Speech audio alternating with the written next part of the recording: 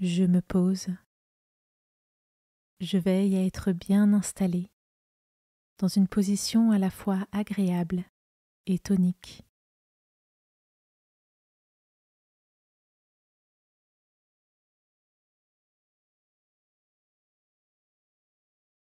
Je me mets en présence de Dieu. Il est là, à mes côtés, et il m'envoie son Esprit Saint pour que je puisse ouvrir mon cœur à sa parole et me parler à travers elle.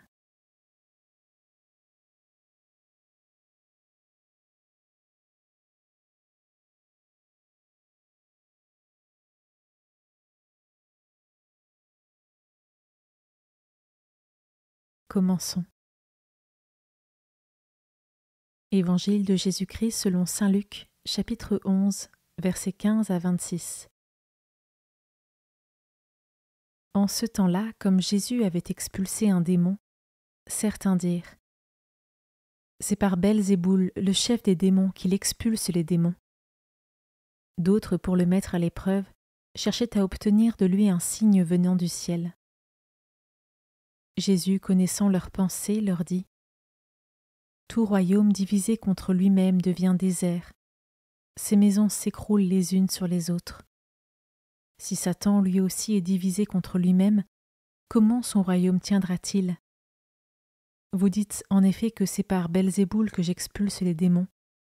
Mais si c'est par Belzéboul que moi je les expulse, vos disciples, par qui les expulsent-ils ? Dès lors, ils seront eux-mêmes vos juges. En revanche, si c'est par le doigt de Dieu que j'expulse les démons, c'est donc que le règne de Dieu est venu jusqu'à vous. Quand l'homme fort et bien armé garde son palais, tout ce qui lui appartient est en sécurité. Mais si un plus fort survient et triomphe de lui, il lui enlève son armement auquel il se fiait, et il distribue tout ce dont il l'a dépouillé. Celui qui n'est pas avec moi est contre moi. Celui qui ne rassemble pas avec moi disperse. Quand l'esprit impur est sorti de l'homme, il parcourt des lieux arides en cherchant où se poser, et il ne trouve pas. Alors il se dit : je vais retourner dans ma maison d'où je suis sorti. En arrivant, il la trouve balayée et bien rangée. Alors il s'en va et il prend d'autres esprits encore plus mauvais que lui, au nombre de 7. Ils entrent et s'y installent. Ainsi, l'état de cet homme-là est pire à la fin qu'au début.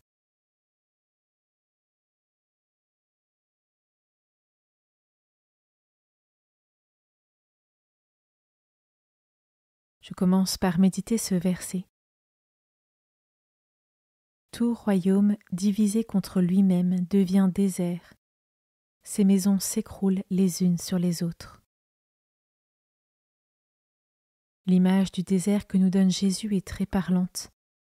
C'est un lieu stérile, où peu, voire aucun fruit ne peuvent pousser. Suis-je conscient de l'importance de l'unité, pour que la paix agisse comme de véritables piliers au sein de nos familles et de nos sociétés, pour que ces dernières ne s'écroulent pas?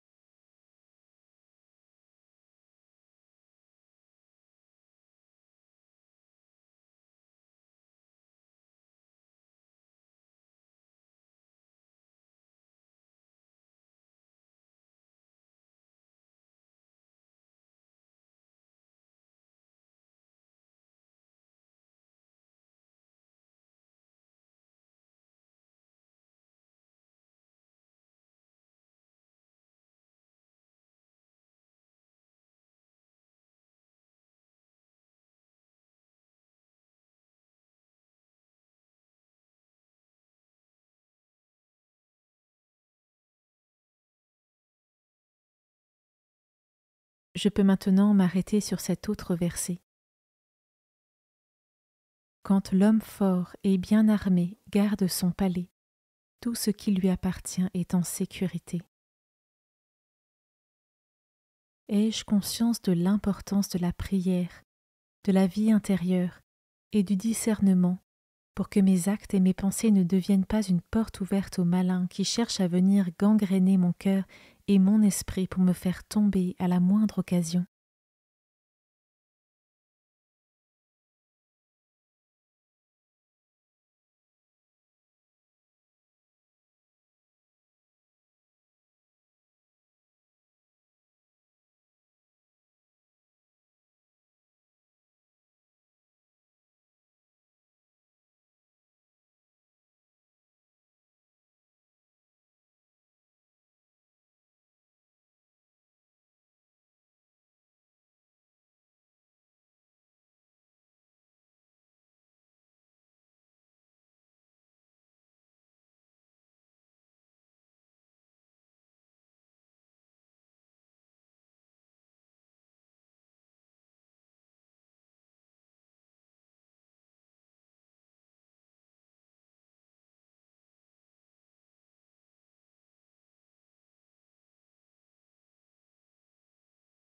Je termine en méditant ce dernier verset. Celui qui n'est pas avec moi est contre moi. Celui qui ne rassemble pas avec moi disperse. Ai-je conscience que la vraie paix et la vraie unité viennent de Dieu seul?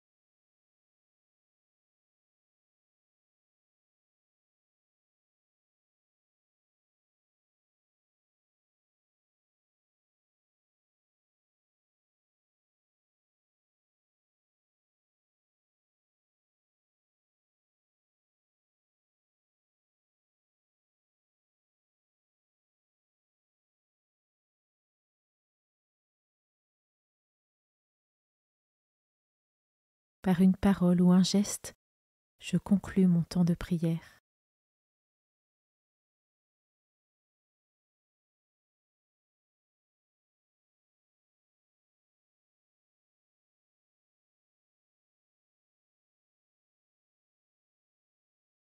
Belle journée et à demain.